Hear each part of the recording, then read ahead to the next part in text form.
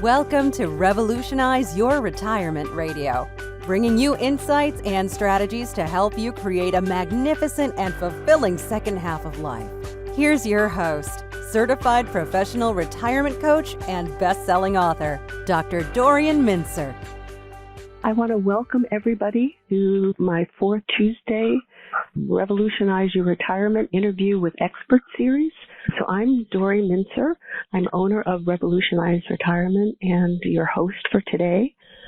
And I just feel like it's so timely to be interviewing Ellen today because not only is her research over the last 35 or so years so important still in terms of mindsets about aging, about being mindful versus mindlessness, but also right now during COVID-19, our world is turned tipsy-toppy, or whatever the phrase is.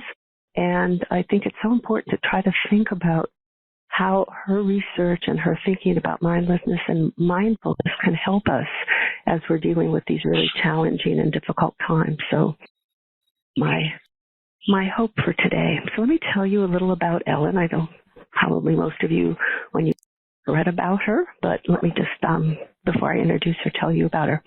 Dr. Ellen Langer has her doctorate, and she's a social psychologist and the first female professor to gain tenure in the psychology department at Harvard University. She's the author of 11 books and more than 200 research articles written for general and academic readers on mindfulness over the past 35 years. Her best-selling books include Mindfulness, The Power of Mindful Learning, On Becoming an Artist, Reinventing Yourself Through Mindful Creativity, and Counterclockwise, Mindful Health and the Power of Possibility. More recent book, The Art of Noticing, pairs some really wonderful one-liners that are culled from her research with her original paintings. She has also edited the Wiley Mindfulness Handbook, which is an anthology on mindfulness in which leading researchers integrate work derived from her Western scientific theoretical base of mindfulness with research on Eastern-derived forms of meditation. She's been described as the mother of mindfulness and has written extensively on the illusion of control, mindful aging, stress, decision-making, and health. Among other honors, she's the recipient of a Guggenheim Fellowship and 3 Distinguished Scientist Awards, the World Congress Award, the NYU Alumni Achievement Award, and the Stats Award for Unifying Psychology. Most recently, she received the Liberty Science Genius Award. The citation for the APA Distinguished Contribution reads in part, her pioneering work revealed the profound effects of increasing mindful behavior and offers new hope to millions whose problems were previously seen as unalterable and inevitable. Dr. Langer has demonstrated repeatedly how our limits are of our own making. She's a frequent speaker on mindfulness at academic, professional, and public events. She's also the founder of the Langer Mindfulness Institute and is a gallery exhibiting artist. So I heard Ellen many times over the course of my life and have been a real fan myself and have read, I think, pretty much all of your books, Ellen. Then I had this opportunity initially to see some of her artworks. There was a wonderful art show in Rhode Island, and I saw some of her paintings there. And then my dear friend Jan Hively, who I know is on the call, and her partner Tom were visiting, and it happened to be when there was an art tour in the South Coast area where I have a home and also Ellen has a home. And so we ended up kind of driving over there, and it was so wonderful because we were there, the 3 of us, with Ellen, and got to see her work and talk with her, and it was there that I invited her to come today, and I was so pleased that she said yes, so here we are. So Ellen, welcome. Thank you. I don't know if I can live up to that introduction, but I'm happy to try. I'm sure that you will. So. And so Ellen and I decided it's just going to be a kind of a nice conversation. And so I thought we could just start because I know some of the people on the call know about, some of your research, and I'm just assuming maybe not everybody does. So let's just start maybe with a little bit with some of the terms. Like, Can you help us understand what mindfulness and mindlessness are?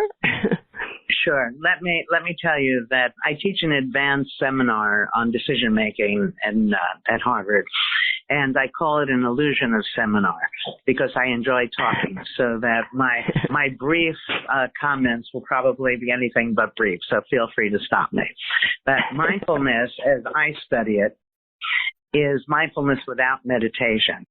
And it's so simple that it almost defies belief when you hear the consequences of increasing your mindfulness, that it's the simple process of noticing new things. That's all you need to do is notice new things. Mm-hmm. Now, virtually all of us are mindless almost all the time. We're not there, but when you're not there, you don't know you're not there. So when I say notice new things, people are oblivious to the fact that they're not noticing. One of the things that we've been taught since we're very young throughout life is to search for certainties. And when you think you know something for sure, you don't pay any attention. Why bother since you know it? But there are no certainties. Everything is always changing. Everything looks different from different perspectives. When I give talks on this, I might ask people, how much is 1 and 1? And you can imagine they, groan or look, I see a sea of faces saying, oh, God, what are we in for? But it turns out, they all dutifully say 2, but 1 and 1 doesn't equal 2 all the time. If you're using a base 10 number system, 1 plus 1 is 2. If you're using a base 10 number system, 1 plus 1 is written as 10. But easier to understand for those who are not sophisticated with respect to math. You take 1 pile of laundry, you add it to 1 pile of laundry, 1 plus 1 is 1. 1 wad of chewing gum, add it to 1 wad of chewing gum, 1 plus 1 equals 1. And in the world outside of abstract mathematics, 1 plus 1 probably doesn't equal 2, as or more often as it does. And the point of this is to recognize that the things we think we know, we don't know. And if something is new, so if you're noticing new things, then it becomes new. You see what you didn't know, and then your attention naturally goes to it. So when we're mindless, we think we know. The past overdetermines the present. We're trapped in a rigid perspective, and all the while we're oblivious to this. We follow rules and routines blindly like automatons. When we're mindful, we have rules and routines, but they guide our behavior. They don't overdetermine our behavior because everything is changing. We become sensitive to context and perspective. And the fun thing about this is that this noticing of new things is exciting. As you're doing it, the neurons are firing, and it's the essence of engagement. So it's literally and figuratively enlivening, just noticing new things. So we have 40 years, as you mentioned, of research where we have all different kinds of people in all different kinds of contexts, and we teach them to be mindful. And we find when they're more mindful, they live longer. Health in general improves. We seem to be more attractive. Our memory improves. People see us as charismatic. The things we do mindfully bear the imprint of our mindfulness. So we have a situation where what you're doing better. People can see it in the final product. You're feeling alive as you're doing it, and you actually are improving your health. And it's all so simple. It requires no effort. It's basically what we're doing when we're having a good time. Jokes. Now here's where I often trip myself up by thinking I should tell a joke to make the point, but we'll see whether I do or not. But jokes are You're only welcome funny. To. Okay, probably you couldn't stop me. That jokes are funny because you're hearing it in one context, and then you get the punchlines. Oh, I didn't realize it could have this other meaning, and that gives rise to you're enjoying it. So if I said to you, there's this clairvoyant midget that escaped from prison. Yeah, there's a small medium at large. Not great, but it's not my day job. All right, but, so when you recognize that when you're having fun, it's because you're in the moment. Now, lots of people say be in the moment. And that's nice, but it's sort of an empty instruction. It's meaningless because nobody doesn't think they're in the moment. So the way to be in the moment is this simple act of notice. And as I said, the effects are astounding. In the earliest study, we went into nursing homes and we taught old people to, I hesitate when I say old people now, this was 40 years ago and I'm approaching their age, but we gave people choices, and to make choices requires that you be mindful. And we found that they live long. And that helped usher in mind-body medicine. So you're living longer, you're feeling better, and it's at no cost. So that's mindfulness. It's not meditation, which I also did research on many, many years ago. Meditation is also good. Meditation is not mindfulness. Meditation is a procedure you go through to result in post-meditative mindfulness. But once you're mindful, you're mindful. It doesn't matter how you get there. Oh, it occurs to me that now, while we're not traveling, if you recall the last exciting trip you took, so let's say you were going to go to Paris, and you get on the plane and you've just spent a lot of money for that seat in your hotel and you can't wait, and you get there, and because you expect it to all be new, it is all new to you and feels good. All right. So that's just a way of holding on to, if you didn't laugh at my joke, that mindfulness is easy. It's just dealing with new. In a world where we've been taught to hold things still and rely on certainties. And that's one of the things that was most interesting to me during this whole pandemic is people's response to all the uncertainty. But what I'm suggesting to you and to your audience is that 2 months before all of this was happening, things were also uncertain. So people confuse their mindsets that they're holding still with what's actually going on. Things are changing. You want to hold it still, but life becomes more exciting if you engage in all of these changes. I'm going to give you a chance to talk. Yes. If you don't jump in soon, I'm just going to keep going. Well, no, I love hearing what you're saying, and I could let you keep going. But let's stay with people and uncertainty right now in this time of COVID-19, because I think it's such an important time of thinking about some of your research in terms of medicine, on what we believe, on thinking outside of the box, on, how to be mindful given the uncertainty. Let me read a question actually from somebody else right now, because I think it gets at it too. Lourdes from the UK says, those of us over 60 hear daily reminders of our vulnerability during the current crisis. Yet as we age to face the reality of our mortality anyway, how do we keep the voices of alarm from undermining our joie de vivre so that we don't live in fear? How do we practice mindfulness now? Well, I myself am 73, and I found it humorous that 4 months ago, 90 was the new 60, and now it feels like 60 is the new 90. All of my students worry about me because I'm in that vulnerable group. The fact of the matter is that it's only a very small proportion of people who will get the virus. Of that, there's a small proportion of people who will end up dying. We need to take it all seriously, but we need to get on with our lives. It's nice for people to care about us, but, I think part of what we should be doing is caring for others and stepping outside of ourselves. There's an attitude that some people strike, which is of defensive pessimism. And I think that it needs to be replaced by a mindful optimism. So defensive pessimism is basically expect the worst and hope for the best. Now, that might sound good, especially the hope part, but both parts of that I have real difficulty with. If you expect the worst, what's going to happen is you're stressed, which is very bad for your health. You expect the worst. We tend to get what we expect, all right, in a number of social psychological ways. So it's not a good idea to expect bad things. Then hope for the best. Hope is one of those things that has built into the world an expectation that failure is a real possibility. And I'd like to replace this defensive pessimism with a mindful optimism where we expect the best And then we just go about our business, living our lives moment by moment. You don't put your head in the sand, so we have a plan. So you wash your hands, keep your social distance, and so on, and all the things we've been advised to do, and then go about living.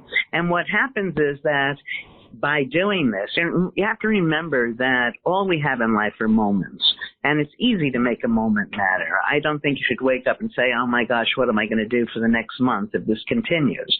What am I going to do for the next minute or so?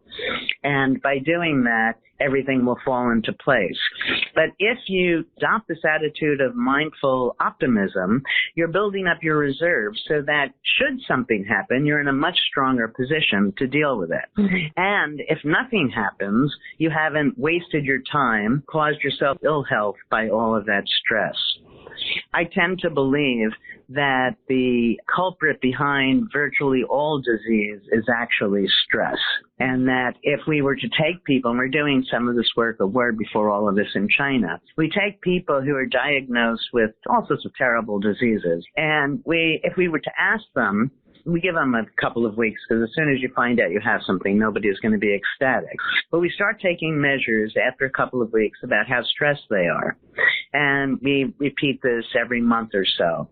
And it's my belief that the stress will determine the outcome of the disorder over and above any other factor. And everybody knows that stress at the least is uncomfortable. Most people accept that it's bad for you. And stress is a psychological phenomenon. Events are neither good nor bad, depends on the way we understand them. And typically, for the large majority of us, there's always a view that can lead us to feel relaxed and then continue engaging in day-to-day activities. That sounds really important to think about, of kind of opening to looking at things really, as you're saying, in different ways, but opening to the possibility of just the next moment rather than the foreboding of too far down the road, I guess. No, yeah. Nobody knows. Right. People, when they're holding still, they think they can predict, but right. Prediction is an illusion. If you go back in time, like let's go to 2006, and we say, what is the likelihood that we're going to have a black president of the United States? People wouldn't have taken the bet. They'd bet against it. You go more recently, and we say, what is the likelihood that Hillary Clinton is going to beat Donald Trump? And again, most people would have put their money on Hillary. But in mundane situations, we can't predict any more than these large global events.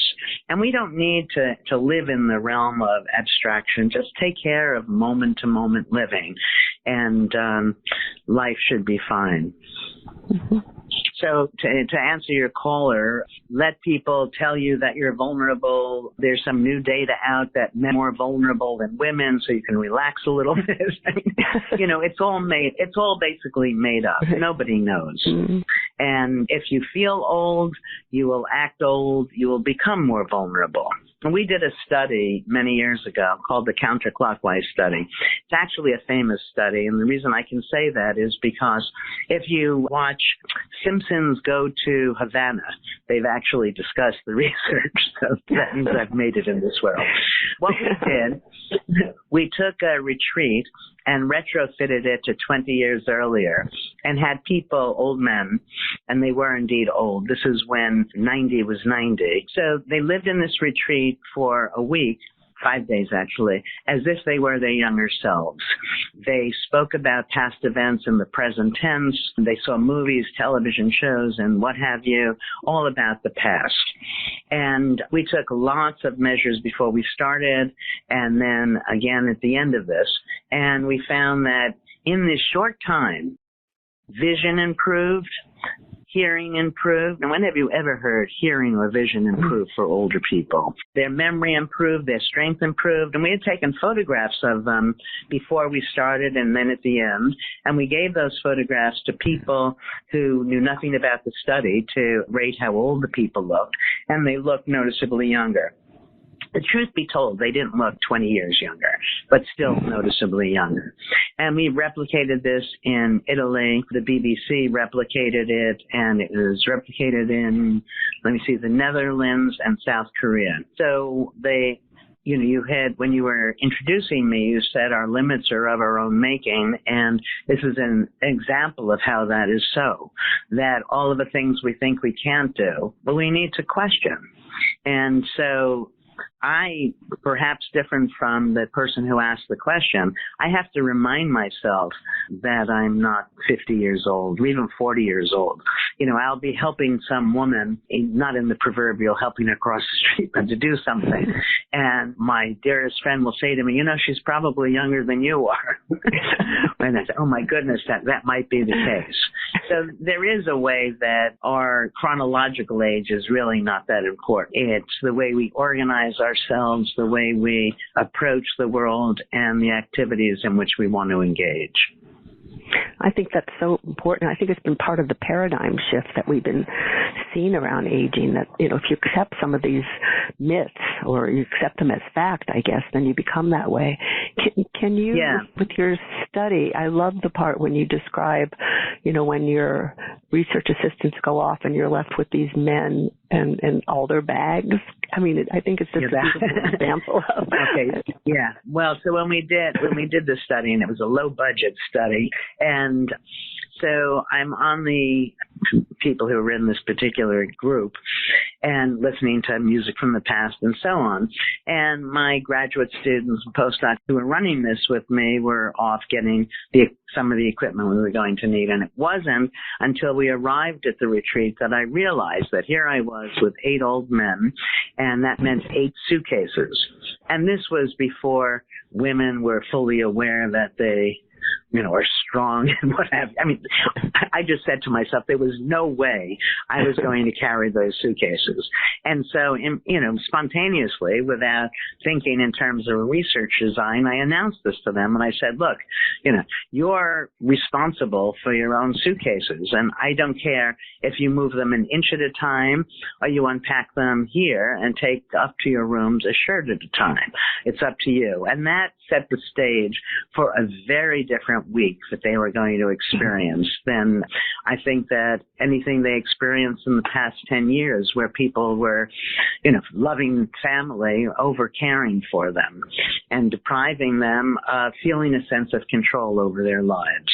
And remember, I told you that original study we did, where we gave people choices, by returning choice making to people and helping them then become more mindful, had the effect of them actually living longer. So I had added this to the study unwittingly, but it turned out to be good.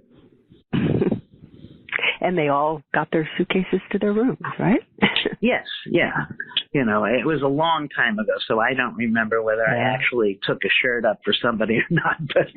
But basically, they knew the rules for that week, where they were in charge of themselves, and they reminded each other of this. And we had also sent pictures to them, to everybody in their group, of their younger selves, and helping people see the younger selves in the people they were that were part of the group.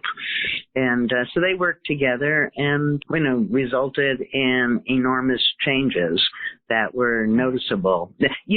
From the moment they got there and they saw that they were going to be, as you reminded me, taking care of their own suitcases, the changes were palpable, almost from the start. And it just increased over the week. And so there's a lot of information there for the rest of us, that when we think we can't do something, you can never have evidence that you can't do something. All you can have is evidence that the way you tried didn't work. And let's take vision. I said I'm 73. I don't wear glasses. Several years ago, I used to wear a contact lens in one eye. And at night, one night, I'm killing myself trying to take this damn thing out of my eye. And then all of a sudden I realized I never put it in. And I saw fine all day. And I said to myself, I'm studying these things. I should do these things. And I haven't worn glasses or contact lenses since. That our vision, like everything else, varies throughout the day. If you catch yourself, something happens or there's something you can see, the mistake people make is to think, well, that's just the way their vision is, rather than at this particular moment in time, perhaps because you're tired, perhaps it's something you really don't care about, a number of things you might not see. So we did this study where, and it's clear, it should be clear to your listeners already that I'm odd, that you go into the doctor's office to take an eye test, and you have the Snellen eye chart, which is the letters get smaller as you go down the chart. Now, for me, being strange, when I see this chart, I say, wait a second, somebody is expecting that soon I'm not going to be able to see. So we took the chart and we reversed it and tested people, where now as you go down the chart, the letters get larger, thereby creating the expectation that soon you will be able to see. And what we found was that people could see what they couldn't see before. In another study, most people, when they're taking these eye tests, believe around 2/3 of the way down the chart they're not going to be able to see. So we created a chart that started a third of the way down. So now 2/3 of the way down, we're going to be much smaller letters. And again, people could see what they couldn't see before. Our minds are so much more powerful than most people realize. So we have 40 years of data looking at how we can essentially change our minds to improve our bodies and our well-being. We did a study that people might find interesting with chambermaids. I was just going to ask you about that one. Yeah. And the first thing we did was ask them, how much exercise do you get? Well, they thought exercise, according to the Surgeon General, is what you do after work. And they're just too tired after work, so they don't do any exercise. Now, if exercise is good for your health, and these women are exercising, one would assume that they're going to be healthier than similar others, people in the same socioeconomic backgrounds and so on, who don't get exercise. It turned out they weren't any different. We'll get back to that. So then what we did was we took half of these women and we taught them, your work is exercise. Making a bed is like working on this or that machine at the gym and so on. So now we have two groups. One group that believes their work is exercise, the other group that doesn't. We took lots of measures before we started. And then at the end, we're asking people, are you working any harder? We asked their boss, is she working any harder? Are you eating any more or less? So there were no differences. We did find that those women who now saw their work as exercise lost weight. There was a change in waist to hip ratio, body mass index, and their blood pressure came down. Just, we believe, from the change in their mindset. The things that we're capable of are enormous.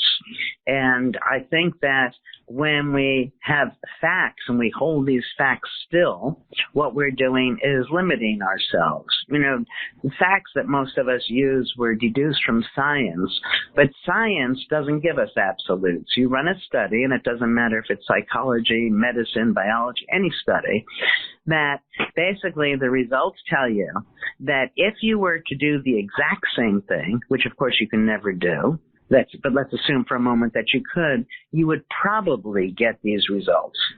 And those probabilities are given to us as absolutes. 1 + 1 = 2. That's it. There's nothing else to think about.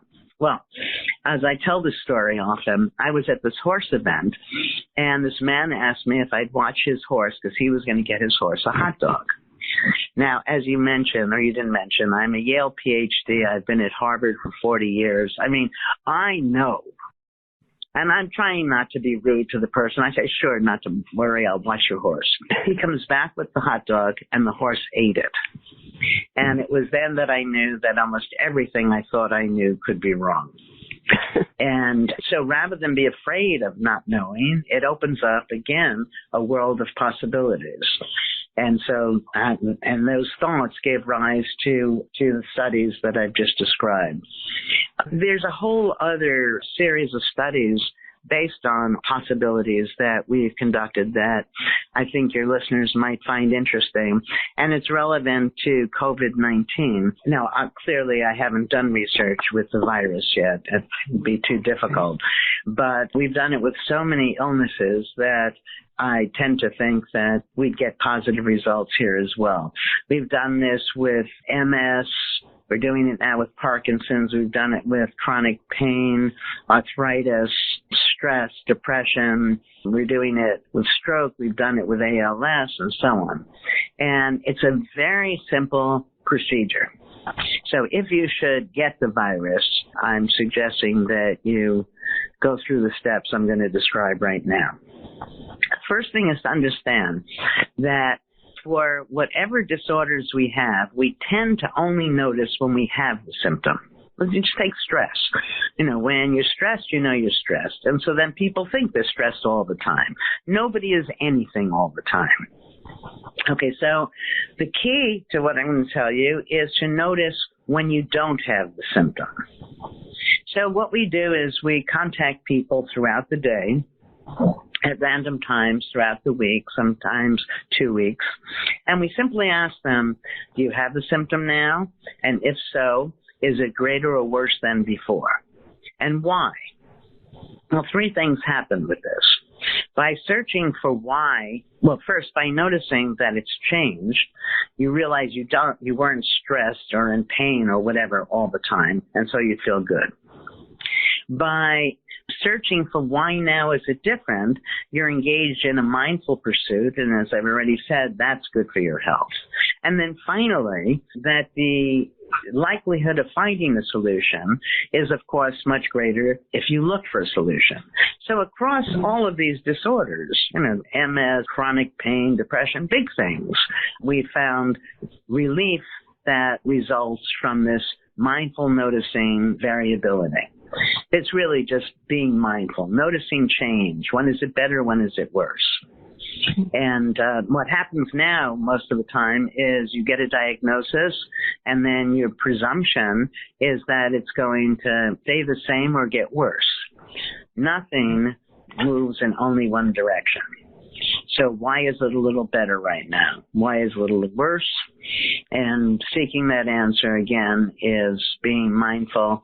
And I think even with COVID-19, we would find an alleviation of symptoms and probably cure. That's so fascinating. I mean, just sort of thinking about it for these other situations. I had read in your book about people's depression, and it made so much sense of just noticing, just as you're saying, noticing the variability. Can you talk a little more about that? Because that just seems so important. Of just, it's not the same all the time. It's sort of, kind of think what you say, that change is inevitable. Change is always. Uncertainty is always. So it's like embracing that in some way. It's what? Embracing that uncertainty is always. That's what we need. Yeah. No, I'm glad you said that. What we need to do is, we can't get rid of uncertainty. What we want to do is embrace it and exploit the power in uncertainty. And it's easier to do that when we change the way we think about uncertainty. Right now, especially for women, but not exclusively, that people tend to make a personal attribution for uncertainty. I don't know it, but it's knowable. And they're going to think less of me, so I'll hide, pretend, or whatever. The fact that I don't know it. We want to change that to a universal attribution for uncertainty. I don't know, you don't know, nobody knows. And when you do that, not knowing, accepting not knowing, that nobody knows, it's much easier to engage the world around you. And if you're surrounded by or interacting with somebody who thinks they know, you now have the key that they're deluded, whatever. And so you don't let them intimidate you.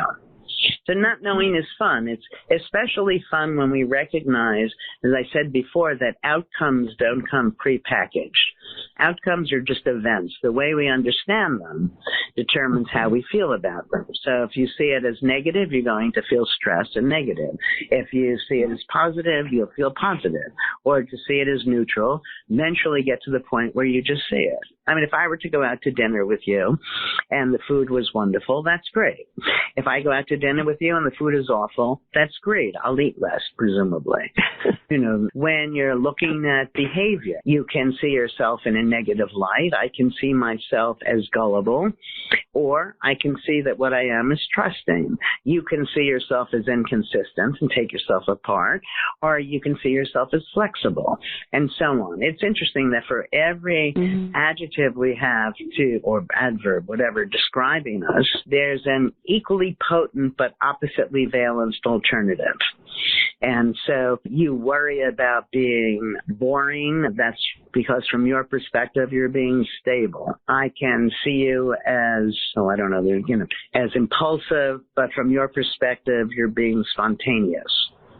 So when we recognize that the world doesn't give us outcomes, the world gives us events that we frame, and the way we frame it is up to us, life becomes much more exciting. When you think about stress, especially now since so many people are stressed, stress requires two things. It requires a prediction that something is going to happen, and that when it happens, it's going to be awful. And you want to question both of those. So I'm telling you, things are unpredictable. If you say to yourself about this thing that you're worried is going to happen, give yourself 3-5 reasons why it might not happen. So you went from thinking it's going to happen to realizing it may or may not. Now, assume it does happen. How might that actually be a good thing? And that's a little harder when you're thinking of the virus, but even then we can do it. But take other stresses in your life just to make it easier. Well, I'm not going to play it through because each of us torments ourselves with different things. But the point is that when you see this thing you thought was negative can also be a blessing, then you've gone from this negative thing is definitely going to happen to this thing may or may not happen, and if it happens, my experience of it will be however I've chosen to understand it.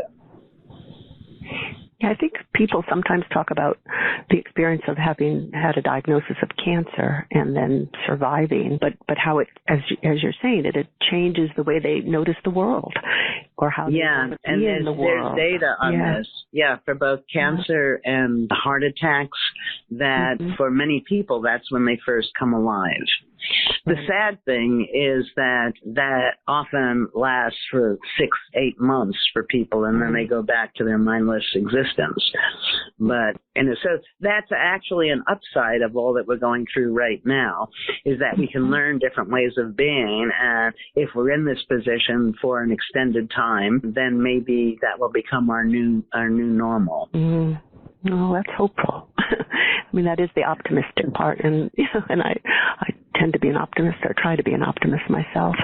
So Bob from Kentucky asks, if mindfulness is easy and there's no cost, why are people not more mindful, and how do we bridge the gap to be mindful easily? Yeah, Bob, that's a very good question. And I've been asked it a lot, and I've thought about it a lot. I can't be sure, but I think that it sustains the status quo.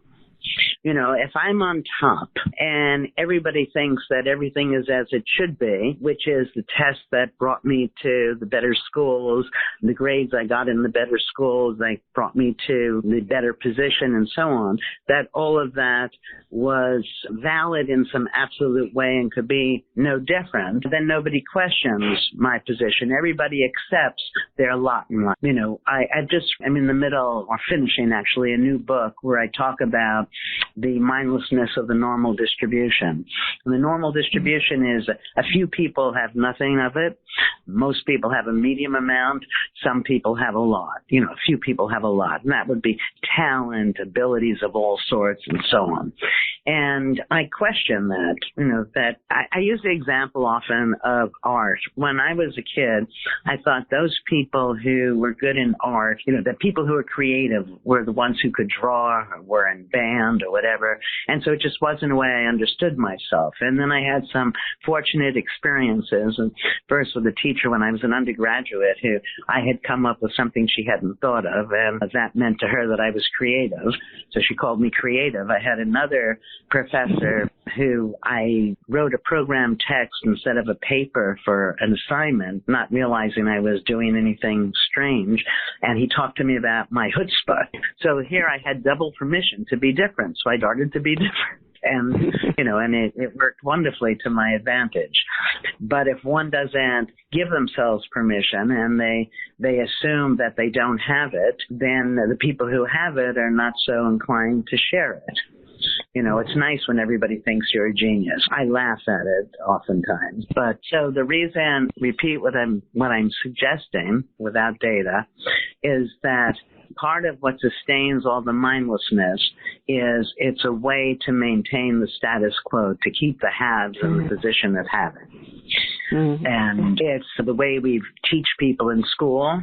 So you're taught to memorize 1 and 1 is 2, horses don't eat meat, and what have you. And as I've told you with both of those instances, it's simply not true across context. Yeah. Information is context dependent, but we're not taught to notice the way things change across different contexts. Mm-hmm. As a result, many of us don't achieve the things we'd like to achieve. And, things like happiness, most success, and what have you, are not normally distributed. They are normally distributed, but they needn't be. Even food. There's enough food in the world for everyone to eat. Why is it that you go to the grocery store and pay these enormous sums, which keeps others from not having? I'm not going to go there and answering it, but the larger point is that somebody wins by keeping everybody mindless. Right? If we have an army and we tell all the privates, and the sergeants is telling the private what to do, and the private does it because they think that's what they're supposed to do, things run smooth. It might not be the best.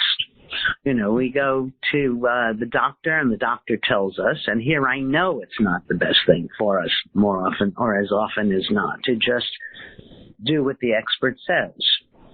I'm not saying that there's no such thing as expertise. However, expertise is not absolute. And when we treat it absolute, we're being mindless, and that's not working in our best interest. Mm.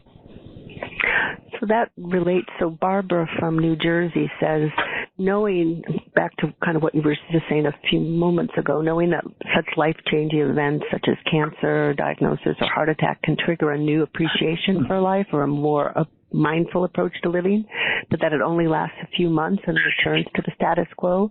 So she wonders, are humans born with kind of a set point for such things as mindfulness, happiness, and gratitude? No. I don't think so. I think, again, that the culture often pushes us in that direction. If you're a rate breaker, if you don't follow the rules, the people who want you to follow the rules have to find some way of squeezing you back into the model. And, it's certainly not the case that it doesn't change anybody's life for an eternity, for the rest of their lives, these diagnoses. Remember that all research are only probabilities. So that means that for when people are given the diagnosis, only some of them will then come alive. Of those who come alive and realize life is precious, none of us know how long we're going to live. Of those, some people will continue that way of being for the rest of their lives. So, and that's what we want to do. I don't think we want to be sealed in an unlived life. And we don't need to wait until we're given some terrible diagnosis to start living. We should start living right now. And that's an advantage of the current circumstances where people may come to see, gee, I'm probably not going to live forever. And how do I want to make these moments matter? And as I said before, all we have are moments. So that if you make the moment matter, your life will matter to you. And interesting, if you make the moment matter, you end up with more moments. So our data suggests. Mm-hmm. Well, it's like each moment becomes a wake-up call for another moment and another step. It's a little bit of a shift. Well, let me stick with this other question before I ask you my other question. But Cullen from Hawaii says, seems like mindfulness is closely related to the power of positive thinking and the consequences of self-fulfilling prophecy. In gerontology, this seems related to the need to think about the negative consequences of ageism and the need to promote an active aging perspective. Age as an asset and not age merely as a sick care. Please comment. Sure. Yeah. Okay. Well, there are several parts of that. First, not just aging, but anything that's seen in a negative light has an equally potent, oppositely balanced alternative. And so no matter how you see yourself, you need to know that there's another view that may be more flattering and more exciting to impose on yourself or on others. You said that I was called the mother of mindfulness. I'm also called the mother of positive psychology. So I'm aware of all the data on positive psychology. But what I want to suggest is we need to have an awareness that things are not positive. They're not negative. They're just things. Events just happen. And that we then go about understanding these events in particular ways. Now, the culture often tells us that certain things are negative. That culture told us that aging was negative. And, and we've taken this on over the last 40 years to change that view. And it's important that we continue to do this. But it's not positive either. We're choosing to see it as positive because that feels better. It's nothing one way or the other. Now, there are many attributes that go along with getting older that need to be examined, and some we've done in our research, like memory, for example. I laugh at this every time I give my Harvard undergraduates an exam, and the exam comes back without all of them getting 100%. They don't get 100% because they've forgotten. Young people are not infrequently forgetful. What happens with memory is that if you don't give a damn when somebody is talking to you about something, you're not going to know it later, not because you've forgotten it, because you didn't process it at step one. And so much of what masquerades as memory loss is disinterest in the first place.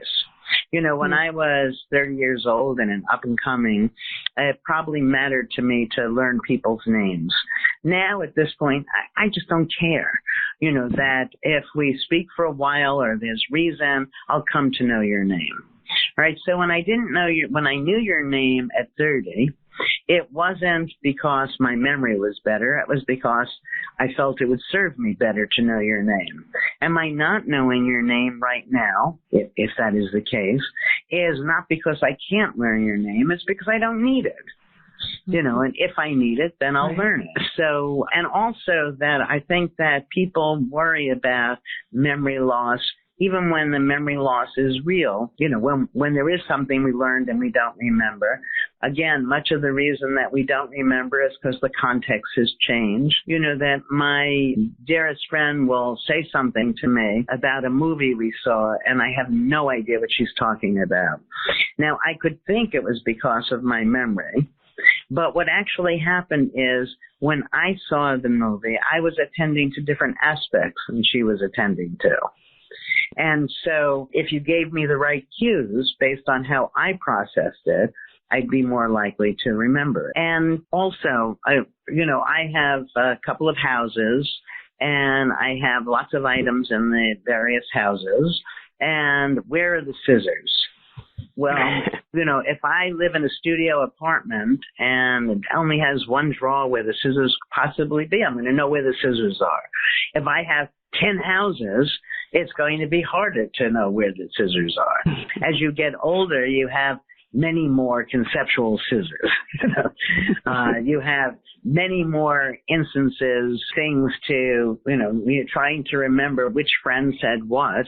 If you have one friend, it's easy to know that was the friend. If you have 100 acquaintance friends, it's going to be harder to be sure who said what, and so on.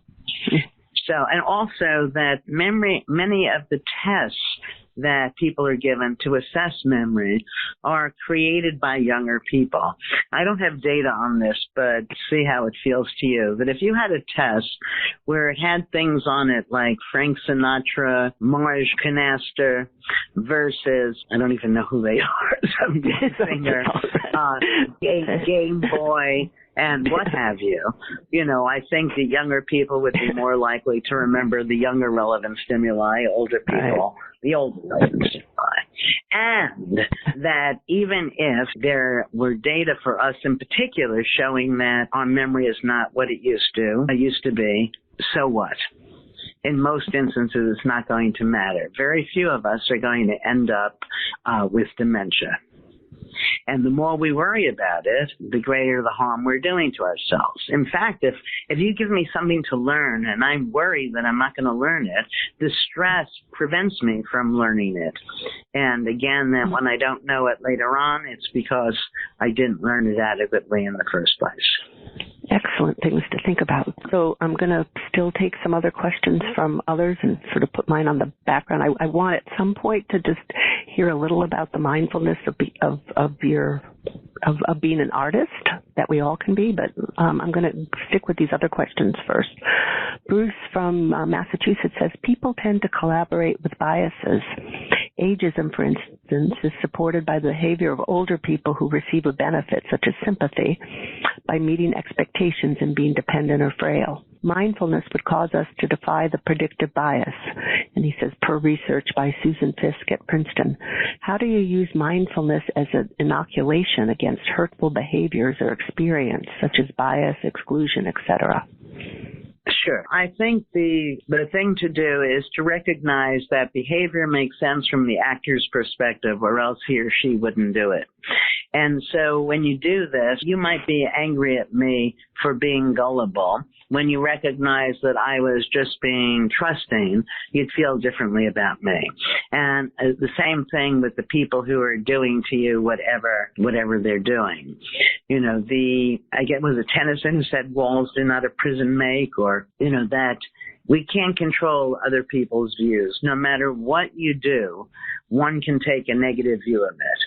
So what you can do, you can try by giving them, you call me gullible, and I say, yes, I am gullible. That's because I'm trusting. And just go about your business. I think that the people who are harsh on other people are behaving, feeling in that way because of their own insecurities.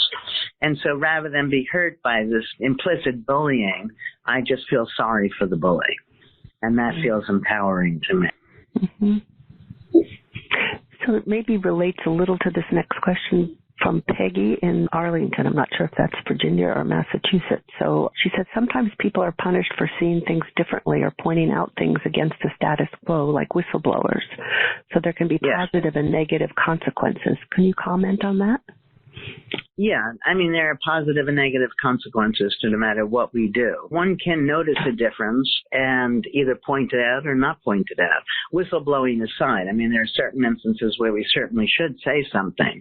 But much of the time, if everybody is doing something and you think that there's a different or a better way, you can just do it that different or that better way. You can point it out. You can point it out in an obnoxious way, which I'm sure your caller wouldn't do, but, where you're a little self-impressed and so on, or we can do it in a more humble way. So, I find that when somebody is talking and I disagree, rather than acting as if they're wrong, I say that, well, possibly, but in my view, and you're entitled to your own views, and then people often listen where otherwise they might not.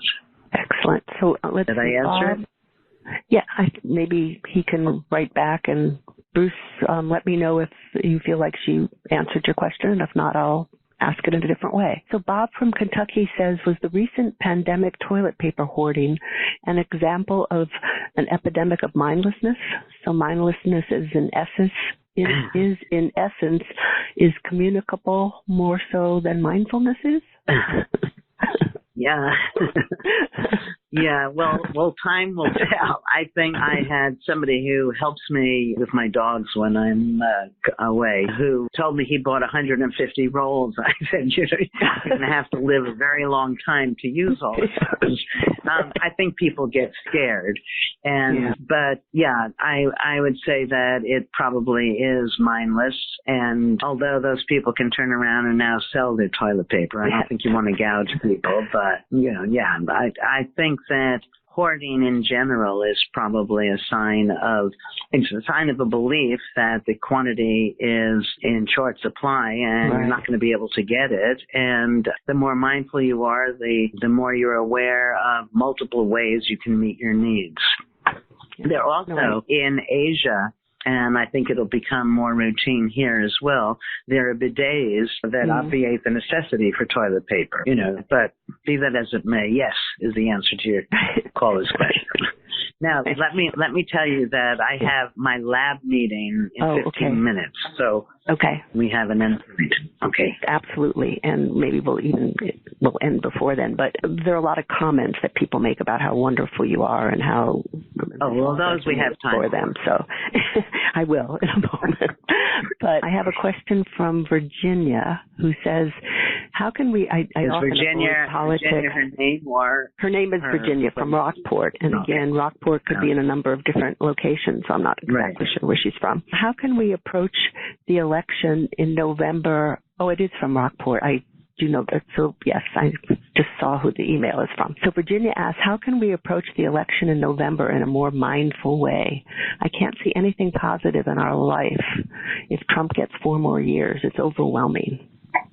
Yeah, this is a hard one. I tend to agree with Virginia.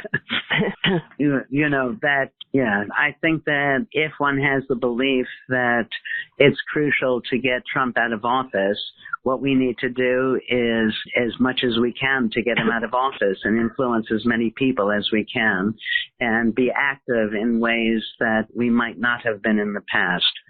Ordinarily, I shy away from political questions. In this instance, no, I agree with her. I think that, I usually don't ask the political questions, but I did agree with that question too, so I was interested in your response. Bruce has another question. He says, thank you for asking and thanks to you for answering his question. And it's a wonderful segue for just a couple more minutes, since then we have to end, on about creativity, which is what I said I wanted to get to. And I loved your book on becoming an artist. And he wants to know, are you still painting? How has your painting changed over the years because of mindfulness? And if it hasn't changed, what does that tell us? And so maybe just use that as a segue to talk about mindfulness and art. Sure. Art. Sure. Yeah. Yeah. Well, first of all, let me say that creativity, when I wrote the first book, Mindfulness, and also for the On Becoming an Artist, well, each of them, I could have called mindfulness creativity. However, people have a mindless understanding of creativity, where the emphasis is on the outcome, whereas mindfulness, the essence is on the process. So you can call it mindful creativity or just mindfulness.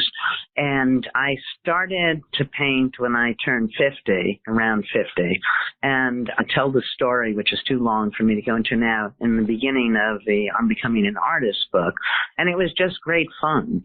And so I just kept pursuing it, and there were things that happened while I was painting without knowing what I was doing that led me to question things in general that people accepted. The idea of mistakes, for instance. A mistake in one context is a success in another. An example I often use when I'm lecturing is you have this company that produced this glue, but the glue failed to adhere, which is a terrible mistake. The CEO must have been stressed beyond belief, but instead of ending the process there, took that glue that failed to adhere and turned it into a Post-it note. So it was a failed glue, but a very successful product. And everything that we do has a context in which, in fact, it can be quite successful. So that, and then I found while I was painting that if I knew what I was trying to accomplish and then I made, quote, a mistake, the important thing was to go forward rather than try to bring it back to what I had in mind and let it become whatever it was going to become. Then it became truly mindful. And we did this research where we'd have people draw something, then copy it again, versus draw something, copy it, make it new in very subtle ways that only you would know. All right, so they'd copy it, but then at the end make it new. We'd mix them all together and have people tell us which ones they liked the best. And invariably, people liked the ones that were mindfully drawn. So our mindfulness seems to leave its footprint on the products we produce, whether it's art or anything else. But for me, I think that at the beginning, I just sort of gave myself permission. I didn't know what I was doing. I'm not sure I still know what I'm doing. I think that probably my mindfulness while I'm painting has not changed enormously since, remember, I've been studying this for 40 years. But it's just great fun. I think that everybody should try it. And when you realize that our notions of talent, the people whose paintings, the impressionists, whose paintings cost millions and millions of dollars, that all of these paintings were rejected in their day. So go paint and know that in some distant future, perhaps your painting will be revered in the same fashion. I paint just because it's great fun. And as a psychologist, I paint to see what things make me nervous, what things am I having trouble with, and why. And then I relate those answers to things happening outside of the world of I do a lot of paintings with dogs. Sometimes the dogs feel very human. That started in perhaps a mindless way that the friend I keep talking about would look at the painting, and it turned out if I had a dog in it, I would get praise. So I kept putting dogs in. But then, there's always some mindlessness. I remember I was trying to make a black dog for a friend whose dog just died, and I was having such trouble with it. And he said, "Ellen, you're the Leonardo of the white dog. What is the problem? Just make a white dog and then paint it black."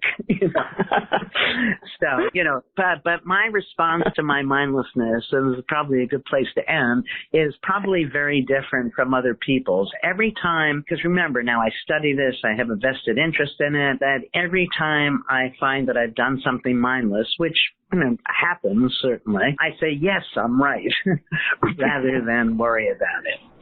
So that is so there you have it. The comments just are thanking you for just being as wonderful as you are and sharing, and it resonates with people, and some suggestions of, dealing with the stress that we're all under right now and thinking about aging. So I'm just so delighted that you've been here. Is there any final takeaway you'd like to just leave everybody with? Just be mindful. Be mindful, It's easy and it's fun.